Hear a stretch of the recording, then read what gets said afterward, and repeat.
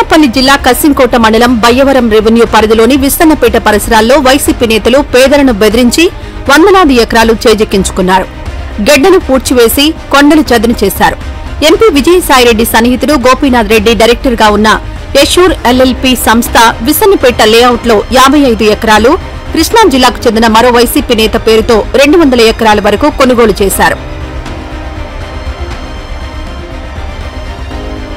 పార్వతీపురం మన్యం జిల్లా పాచిపెంట మండలం మోసూరు పంచాయతీ పరిధి సర్వే నంబర్ 253 వైసీపీ నాయకుడు గుండేపల్లి రాము సుమారు 50 ఎకరాల వరకు ప్రభుత్వ భూమి ఆక్రమించుకున్నట్టు ఆరోపణలున్నాయి. పార్వతీపురం మన్యం జిల్లా సాలూరు మండలం తోణం పంచాయతీ పరిధిలో పూజారి మల్లేశ్వరికి చెందిన 5 ఎకరాల భూమిని వైసీపీ నాయకురాలు డి అనంతకుమారి పేరున రిజిస్ట్రేషన్ చేయించుకున్నారన్న ఆరోపణలున్నాయి. కురుపాం నియోజకవర్గంలో మాజీ మంత్రి పాముల పుష్ప శ్రీవాణి ఐటీడీఏ నిధులతో తన ఇంటి చుట్టూ రక్షణ గోడను నిర్మించుకున్నారు. పాలకొండ నియోజకవర్గంలో మాజీ ఎమ్మెల్యే కళావతి సీతంపేట మండలంలో పేదల నుంచి అతి చౌకగా భూమిని కొనుగోలు చేసి ఫామ్ హౌస్ నిర్మించుకున్నారు. ప్రభుత్వ నిధులతో బీటీ రహదారిని ఏర్పాటు చేసుకున్నారు. మదనపల్లె పుంగనూరు జాతీయ రహదారికి ఆనుకుని బసినికొండ రెవెన్యూ గ్రామంలో వివాదాస్పద భూములను వైసీపీ నేతలు ఆక్రమించారు. కడప పులివెందులకు చెందిన ముఠా సభ్యులను పిలిపించి దౌర్జన్యంగా సిమెంట్ పలకలతో ప్రహారీ ఏర్పాటు చేశారు. 50 కోట్ల విలువ చేసే 10 ఎకరాల భూమిని ఆక్రమించారు.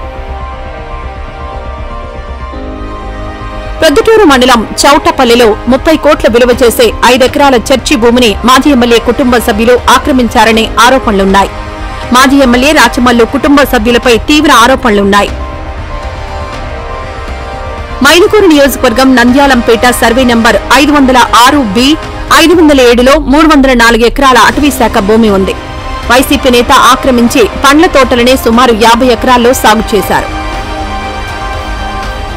బద్వేలులోని సర్వే నంబర్ 1568, 69, 62లో 19 ఎకరాల భూములను గతంలో దళితులకిచ్చారు. ఇక్కడ ఎకరం ధర 3 కోట్ల పైనే ఉంటుంది.